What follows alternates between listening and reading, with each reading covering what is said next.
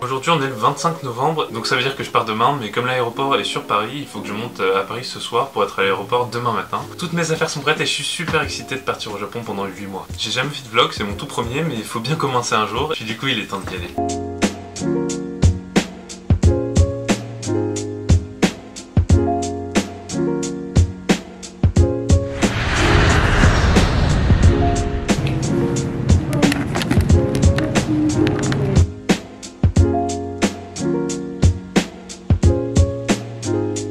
Je viens tout juste d'arriver dans ma chambre d'hôtel pour la quinzaine, elle est plutôt spacieuse et elle a l'air plutôt confortable, donc c'est une bonne chose puisque je vais passer 15 jours enfermé ici. Le voyage était plutôt long mais je suis super content d'être enfin arrivé au Japon. Sur ce, moi je vais aller dormir un peu et puis on se retrouve demain. C'est mon deuxième jour au Japon et je viens de me lever et du coup c'est l'heure de prendre le petit déj. Pour ce premier petit déj japonais, j'ai des viennoiseries, pas très japonaises.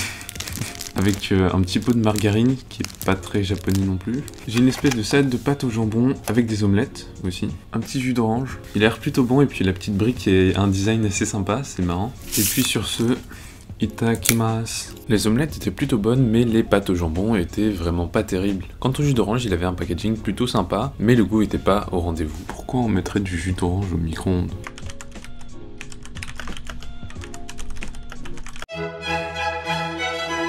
J'ai pas trop de programme pour ce premier jour de quarantaine, mais l'objectif principal ça va être de me reposer.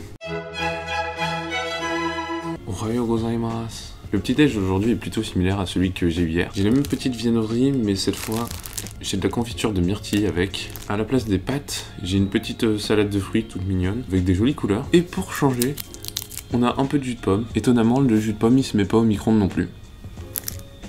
Je vais me chercher un petit café au lait au distributeur. C'est plutôt marrant que ce soit marqué en français. Et ce qui est bien, c'est que dans les distributeurs, tu peux avoir des boissons chaudes. Du coup, mon petit café au lait, il est tout chaud. Et ça, le matin, c'est quand même vachement important d'avoir une boisson chaude.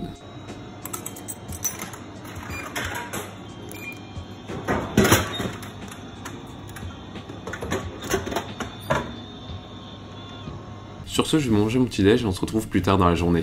Donc après ce petit déjeuner, j'ai passé une grosse partie de la journée en visio avec l'association qui m'a permis de partir au Japon. Je vais passer la plupart de ma quinzaine à faire ce genre de visio pour bien me préparer aux 8 mois au Japon qui m'attendent. Et sur le reste du temps que j'ai pu de nouveau échanger avec d'autres étudiants étrangers qui font la même chose que moi. C'était plutôt intéressant et j'ai également pu aller chercher des boissons un petit peu bizarres dans les distributeurs et ça c'est plutôt cool. C'est le premier repas du soir que je vous montre, il faut savoir que tous nos repas pendant la quarantaine sont servis comme ça sous forme de plateau repas qu'on emporte dans nos chambres pour les manger tout seul. Dans tous les repas il y a du riz, et dans celui-là il y avait aussi du porc avec de la sauce et du chou, et 2 autres compartiments où je savais pas vraiment ce qu'il y avait dedans.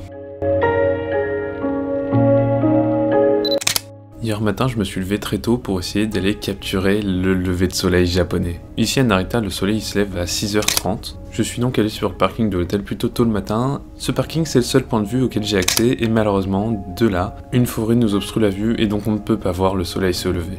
Et même si j'ai pas eu le lever de soleil, j'ai pu prendre des photos dont je suis plutôt satisfait. Et c'est sûrement le premier enseignement que je peux tirer de mon expérience au Japon. Même quand les choses ne se passent pas comme prévu, il y a toujours quelque chose de bon à en tirer.